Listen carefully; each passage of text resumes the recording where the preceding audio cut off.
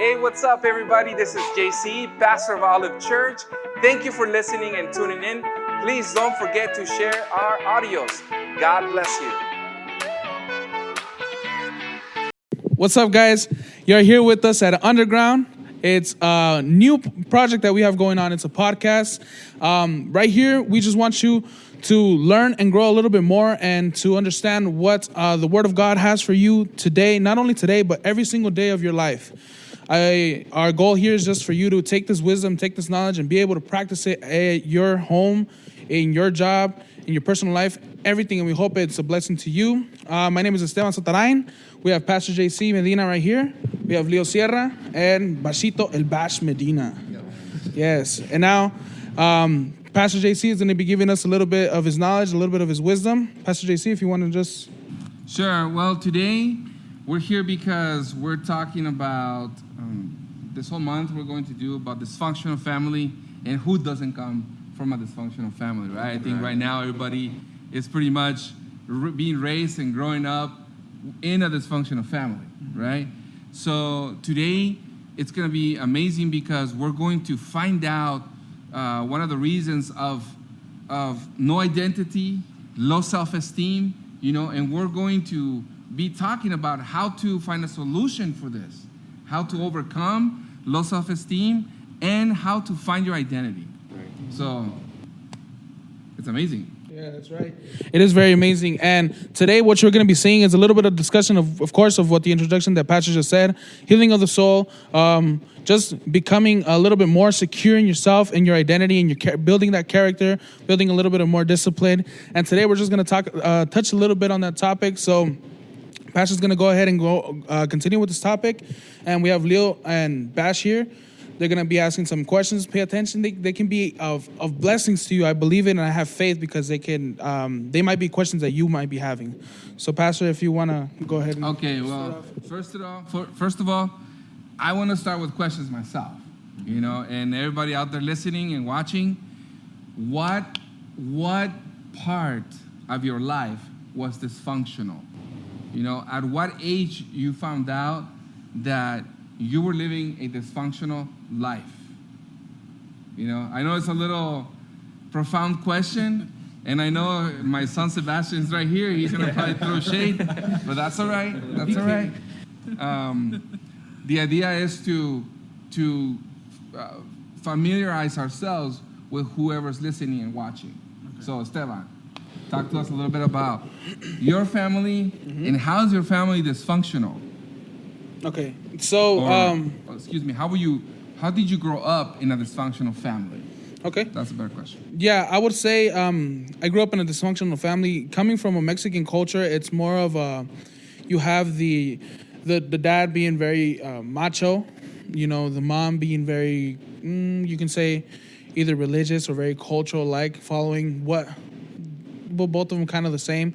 But the reason why I believe that was I grew up in a dysfunctional family, and I didn't realize this until recently, but it was because even though I had both parents there, I never really had a true understanding of who I was and what my true identity was and what my purposes was. I always had that hunger for that, but I was never really, how can I say, knowledgeable of who I am as a person, what am I supposed to be doing on this earth, and what's the next step from there. There was really no ambition, nothing like that. So I believe that's the root of that is a dysfunctional family because and you can't blame your parents, of course, but it was because maybe they weren't taught the same things, and of course they only taught what they learned. Okay. Very true. Leo? It's funny because as soon as I hear dysfunctional, one of the first things that pops up is, well, nothing's wrong. And I love my parents. I loved everything that they did for me.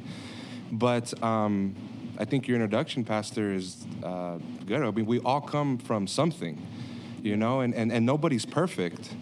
And so the word dysfunctional actually kind of, I can almost say, hurt me in a sense where I don't want to be able to say that, but I think at the same time that's also God revealing to me that the dysfunctional part of what we grew up with was a lot of pride.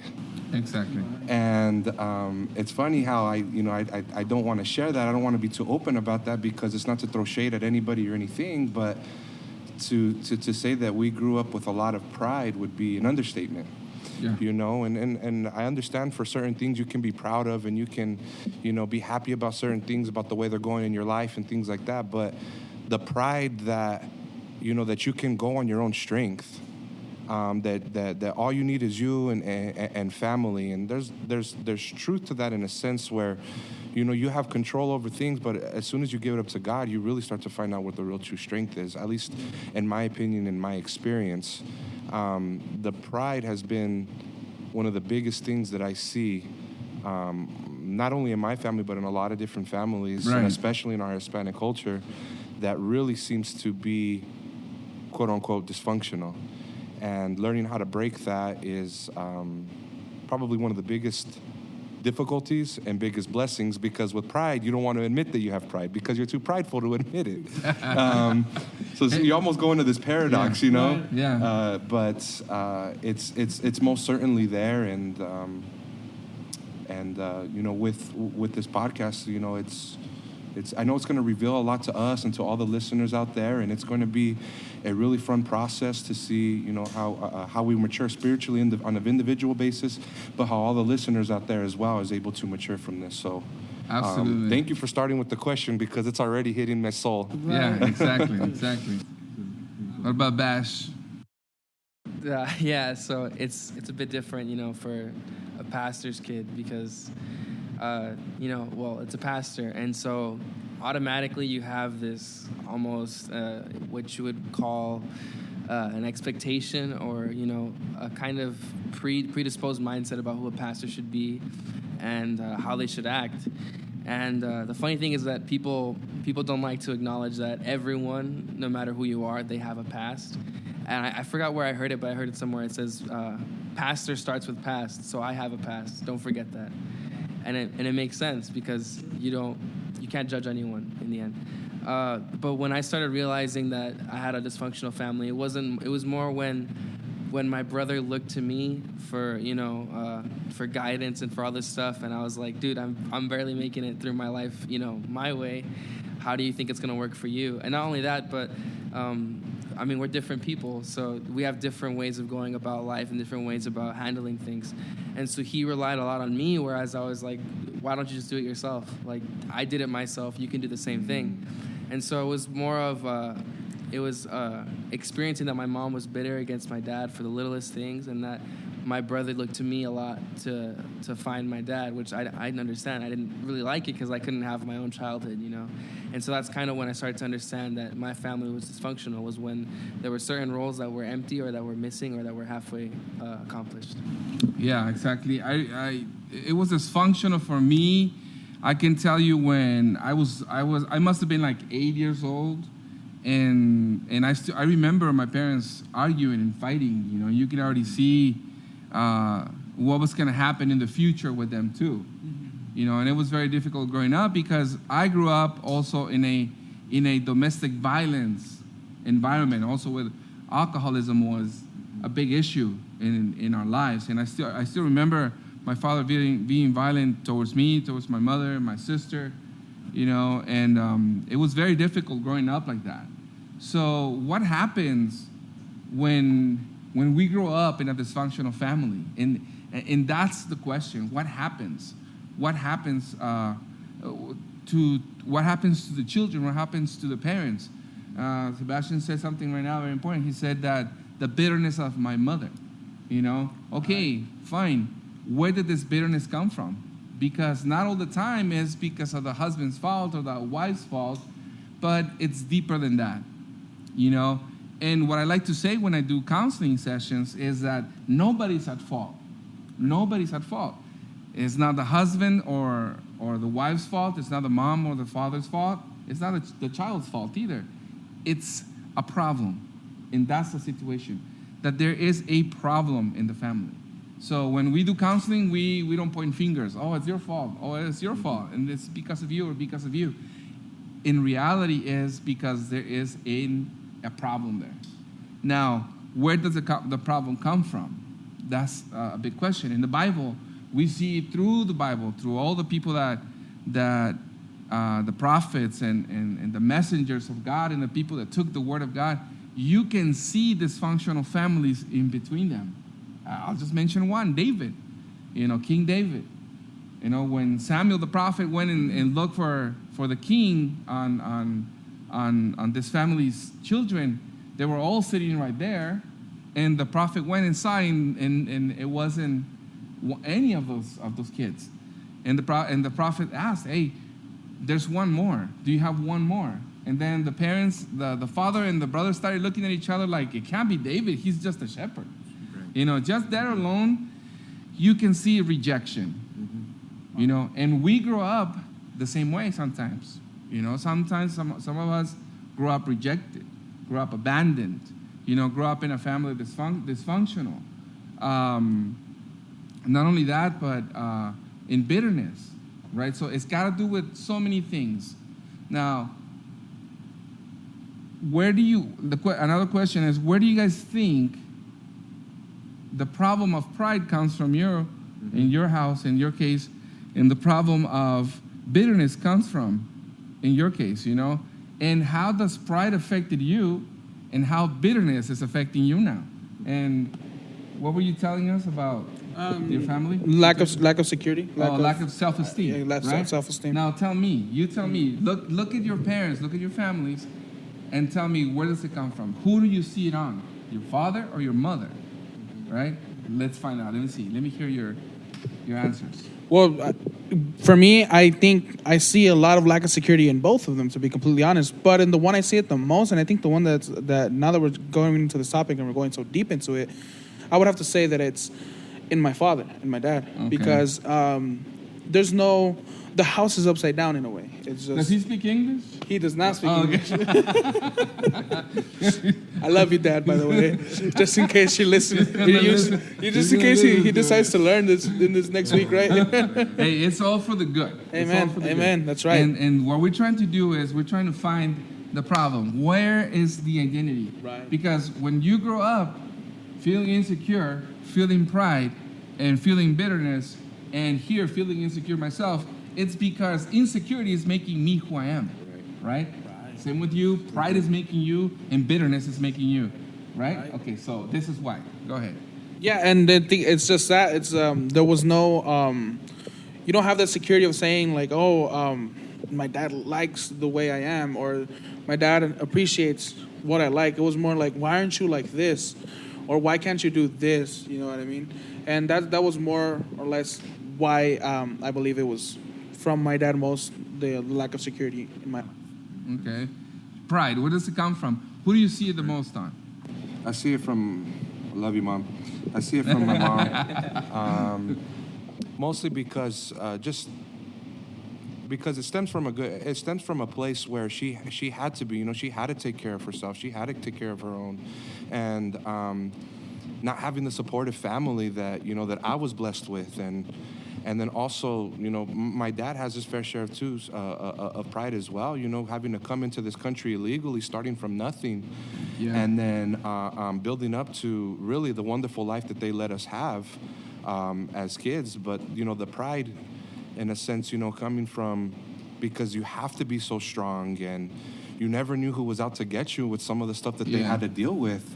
And what I believe that it's created is almost a hardened heart to certain things, and to the point where, absolutely, I think where it carried most over into me is, the thing of having to be right, and I think even the way my mind works, the reason I like justifying things and facts, and the reason, you've told me I've had an apologetic mind is because I like to be able to prove the things that are right. Correct. Because I like being right, because there's a lot of pride things that go into that. Correct. And it's been a cross, if you want to call it, that I've had to carry since I was born, because I've seen it, and I've dealt with it, and I've carried it with me for so long, and even to this point where I feel like I've done a tremendous amount better. I mean, you can ask my fiance about that, but I believe I've done a lot better about it, and I know there's a lot more room to work on it. Now that I try and humble myself as much as possible and get rid of as much as that pride, I know there's a lot more way to go. Absolutely. Bash? So, I mean, I pretty much gave it away, but the bitterness, obviously, it stems from my mom. And for whatever reason that is, it could be for, from her parents to the marriage that she experienced. But the funny thing is that I didn't, despite the times that my mom would like tell me, oh, your dad did this and that, your dad's this way, your dad's a hypocrite, I don't know how he's a pastor, this and that. Despite all of that, that's not what got me bitter. What got me bitter was her telling me that over and over and over and over and over again. And then not only that, but telling me what I'm doing wrong all the time, rather than telling me, hey, you're doing this right, and then fix this wrong thing in this way. No, it was always what you're doing wrong, and then what your brother's doing wrong, what your dad's doing wrong. Exactly. And it was just that over and over and over again. And it just got me upset. I was like, why is it that you have to be so judgmental when you're not perfect yourself, you know? So a lot of it came from my mom, and counterintuitively, instead of her making me bitter towards my dad, it made me bitter towards her, because it's infectious. Yeah, because you hear it from her constantly, right? Well, now notice one thing. You know, what does it bring? Now, that's part of our weakness. We, in a matter of minutes, we figured out how our identity is. Yeah. Right? So, and that's the motive of this podcast. This is why it's underground, because we're digging deep. Excuse my words. I have no idea what I signed up for. Well, and the idea is to help others figure it out, you know, to identify themselves. Example, your identity is bitterness, pride, low self-esteem, and same here with low self-esteem, right? Now, because of the bitterness, it brings bad attitude. Bitterness always will bring the bad attitude out of you. And you will be constantly angry, constantly mad at people. You're going to wake up upset. You're going to start answering people in a rude way. And those things bring consequences. Am I right? Right, yeah. Now, pride is the same thing. You just said it right now. A hardened heart. What happens with a hardened heart? You become stubborn. It's your way or the highway. Right. And that's that. Am I right? Yeah, stubborn, I think, is actually the word I was looking for. Yeah. The best word to really put it. Well, that's where pride comes from, right? Mm-hmm. Rebellion also. Prideful people are very rebellious. They cannot submit under authority, you know, and that's one of the biggest problems that prideful people face. Low self-esteem people, we are not capable of finishing what we start. Yeah. How many projects we started, we never finish, right? Not only that, but we stagnate ourselves. We incomplete whatever we want to do, especially when it comes from God and you're trying to follow His will. In reality, we are handicapped to the work of God, because we can never accomplish anything. Right. We don't feel secure enough or capable enough to go ahead and finish it. Exactly. So, does this affect us? Absolutely. It affects us. How old are you, Sebastian? I'm 17. 17. How old are you, Leo? 28. 22. 22. I'm 44 tomorrow. So happy birthday to me, right? Hey. Anyway, but it affected me. Low self-esteem was one of the biggest problems I faced through all my life. And I can tell you until I was maybe 35, 36, that I started understanding that I needed to heal.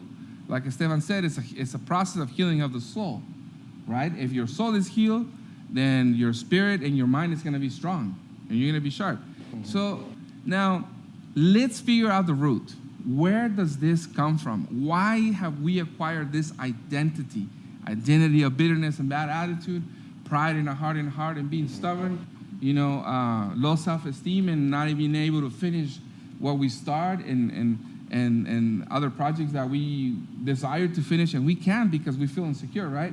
Where does it come from? Now, very simple. It comes from a learned behavior. Learned behavior.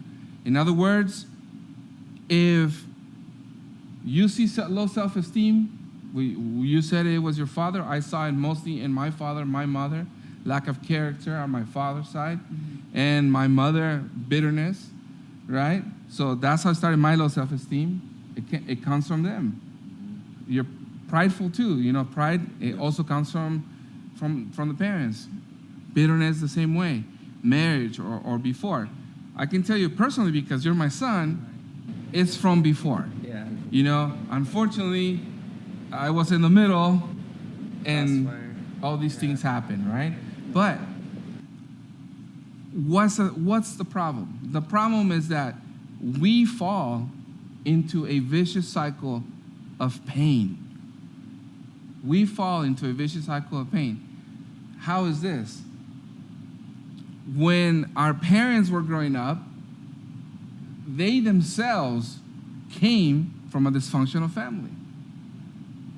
You know, and I talked to my mother, I talked to my father, and my mother tells me stories about how she was abandoned by her mom. At 12 years old, 11 years old, she got dropped off in Nogales, Mexico, with a lady she didn't even know. Wow. Right? Until she was 18, she was able to move out by herself. And then my father didn't meet his mother, until he was 8 years old. Mm-hmm. Now, look at all these things, and us as adults sometimes take it for granted on the children when we do all these things, and when we have domestic violence, and when we fight, and when we're together, they're together and arguing, and we have the children there. Little did we know that what's happening in reality is that they're soaking in these seeds of bitterness and anger and abandonment and rejection. You know, so here's my two parents, my poor mother at 18 finally realizing that she needed to grow up and get out of that place. Right. She moves out. My father at 20-some years old comes to Nogales, Sonora, right? Meets my mother. So here we are, two people with dysfunctional minds, brokenhearted, abandoned, rejected, decided to make a family. They grow up together, learn together. 15 years later, they break everything apart. How can this not happen in a dysfunctional family, right? And now we say, well, some people may be listening, oh, well, my mom and dad, they're still living together, you know, but what kind of life they gave you? I mean, that's the question. Was your father there all the time, but was he always stuck to the TV? Or was he always working? Where was mom? Handling two jobs, and dad too, so you were never able to see them together? We see dysfunctional there too. You know, absent father, being there, but absent father. Also, because he had to work, or maybe other issues or situations from home, and he was never there. Mom also the same way, right? So they're alone. Children are growing up dysfunctional. Again, rejected, abandoned, you know, and brokenhearted because of this. I mean, not too long ago, when in November last year, in the youth group, a little girl, 9 years old, tried to commit suicide because both parents are truckers. Both parents are truckers. Grandma found her hanging on her closet from her neck, trying to kill herself, you know? And this is over parents being absent all the time. They're together, and they were fine, but mom was driving a truck somewhere, and dad was driving a truck somewhere else, and here we are, we have a problem, right? Can I ask you a question on that, Pastor? Sure. Can you be working 60, 70, 80 hours a week and still be there for your children? Because I know you can be absent as far as on a personal basis, but you know, at least in person. But is there things that somebody that can do, maybe somebody listening saying, but that's what I have to do to make sure there's a roof over their head?